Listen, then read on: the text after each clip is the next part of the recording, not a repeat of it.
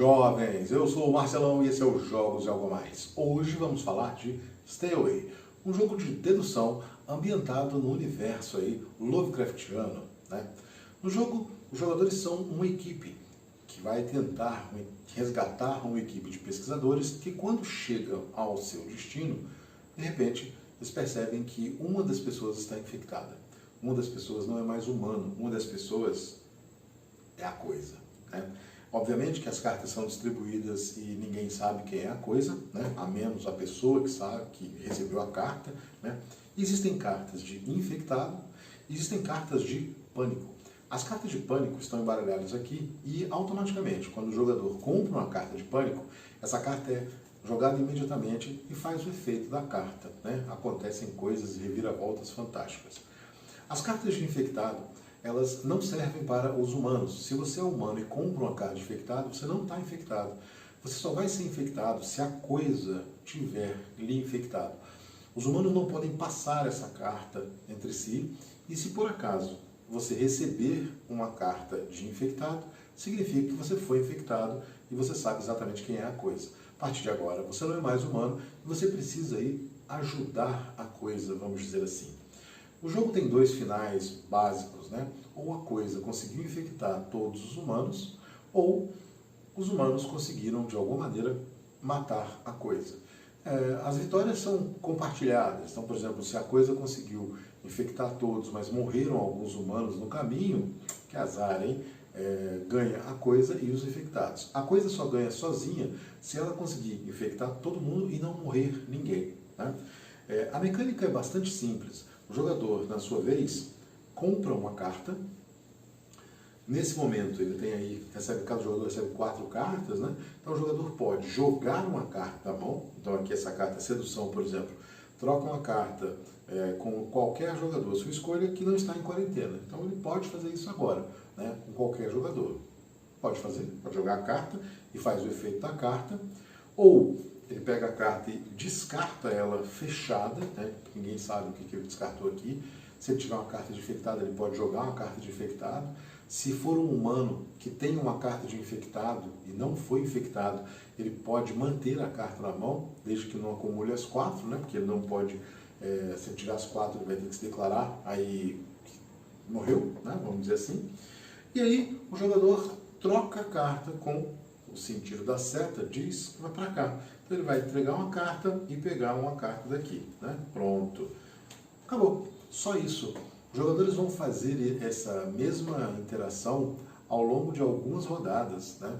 Até que uma das situações aconteça. Ou a coisa infectou todo mundo, ou mataram a coisa. A coisa é morta, vamos dizer assim, com o lança-chamas. A figura do lança-chamas. Então, se o jogador acha que sabe qual é o jogador que é a coisa, ele joga o lança-chamas ali e pronto, né? O antídoto para o lança-chamas é a carta sem churrasco, né? Então, a coisa pode usar essa carta sem churrasco e ficar ilesa aí. A coisa nunca pode ter o lança-chamas. Então, se ela tem o lança-chamas, ela descarta o lança-chamas e depois procede a sua troca normal. Existem algumas estratégias, os jogadores vão acumulando cartas de infectado para não infectar todo mundo e vão tentando descobrir através do jogo, né, que vai trocando cartas até que uma hora a coisa se desenrola, né? Então é um jogo muito bacana que cabe bastante pessoas, cabem 12 pessoas jogando, né, e você tem sempre um jogo diferente porque às vezes consegue descobrir mais cedo, às vezes demora um pouco mais até que a infecção aconteça, né? E é um jogo que fala muito desse universo Lovecraftiano, né? O nosso Algo a Mais fala justamente sobre Howard Phillips Lovecraft. Foi um escritor famoso que criou praticamente, né? Ele revolucionou o gênero horror, ficção científica, terror, fantasia e principalmente o cosmicismo, né? Vamos dizer assim, que era o horror cósmico. O horror, ele vem de extraterrestres, do espaço, de gerações ou de seres ancestrais, né, que querem aí causar o caos na Terra e principalmente, né, mexer demais com o psicólogo das pessoas. Então, os personagens de Lovecraft muitas vezes ficavam loucos, ficavam insanos ante a tanto horror, né, uma coisa indescritível. Então tudo isso era muito bem escrito nas obras dele. É um cara que escreveu muitas cartas, né? Acredita-se que ele tenha escrito mais de 100 mil cartas. Se correspondeu com várias pessoas aí, entre eles Robert Howard, que é o criador aí de Conan o Bárbaro, né? É um cara que influenciou toda uma geração. Então Stephen King, que é aquele escritor famoso e autor de vários filmes, de livros de terror, bebeu diretamente da fonte de Lovecraft.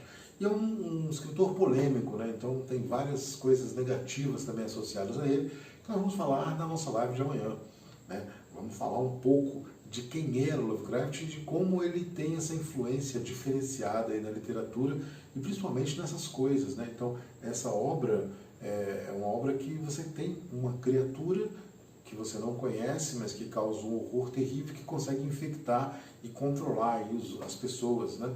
Então, isso é uma aventura de RPG, praticamente, né? Então, já no RPG Call of Cthulhu, você tem situações desse tipo. Você tem os jogos de tabuleiro, outros jogos de tabuleiro que tenham também essa temática Lovecraftiana, e muita influência, né? Porque é um cara que tem uma amplitude muito grande nesse gênero específico, né? Se você gostou do vídeo, gostou da história, dê o seu joinha, compartilhe com amigos.